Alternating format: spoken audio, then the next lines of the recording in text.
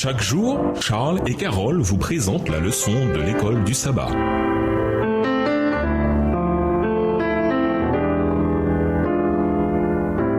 Bienvenue dans votre émission Dieu nous parle. Nous voici à la leçon de mercredi, l'exaltation de Jésus. Élevé par la droite de Dieu, il a reçu du Père l'Esprit Saint qui avait été promis et il a répandu ce que vous voyez et entendez. Acte 2, verset 33. Dans la troisième partie du discours, Pierre revient à la question des langues qui avaient attiré les gens au départ. Au lieu d'être ivres, ce qui aurait été étrange à 9h du matin, acte 2, verset 15, les croyants parlaient en langue parce que le Saint-Esprit venait d'être répandu du ciel. Lisons acte 2, versets 33 à 36. Quel est le lien entre l'exaltation de Jésus à la droite de Dieu et l'effusion du Saint-Esprit? Élevé par la droite de Dieu, il a reçu du Père le Saint-Esprit qui avait été promis, et il l'a répandu, comme vous le voyez et l'entendez. Car David n'est point monté au ciel, mais il dit lui-même, « Le Seigneur a dit à mon Seigneur, assieds-toi à ma droite, jusqu'à ce que je fasse de tes ennemis ton marchepied. » Que toute la maison d'Israël sache donc avec certitude que Dieu a fait Seigneur et Christ, ce Jésus que vous avez crucifié. La droite de Dieu est une position d'autorité. Psaume 110, versets 1 à 3. L'argument de Pierre, qui est fondé sur les Écritures, c'est que Jésus avait été élevé à une telle position au ciel pour déverser l'Esprit sur ses disciples.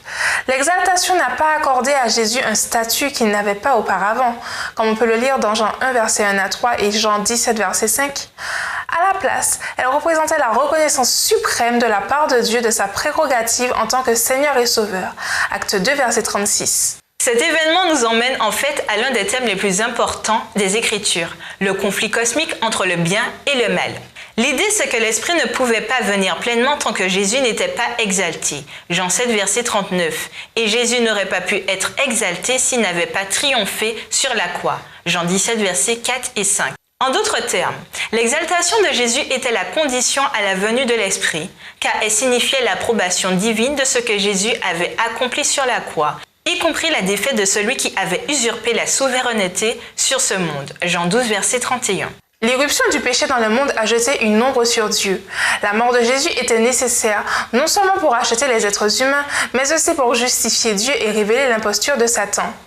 Dans le ministère de Jésus, l'ère du salut était déjà à l'œuvre, comme on peut le voir dans Luc 4, versets 18 à 21. Quand il chassait des démons et pardonnait les péchés, il délivrait les prisonniers de Satan. Pourtant, c'est la croix qui allait lui donner toute autorité pour le faire. Ainsi, quand le sacrifice qu'il avait consenti fut authentifié au ciel, Satan reçut un coup décisif et l'Esprit fut répandu pour préparer un peuple à la venue du Christ. Et nous vous laissons avec ces questionnements. Quelle excuse les membres de votre famille et ou vos amis vous ont-ils donné d'avoir quitté l'Église? Et quelles raisons leur avez-vous donné de vos croyances et votre assiduité à l'Église? Au revoir. Et à demain si Dieu veut. Dieu nous parle.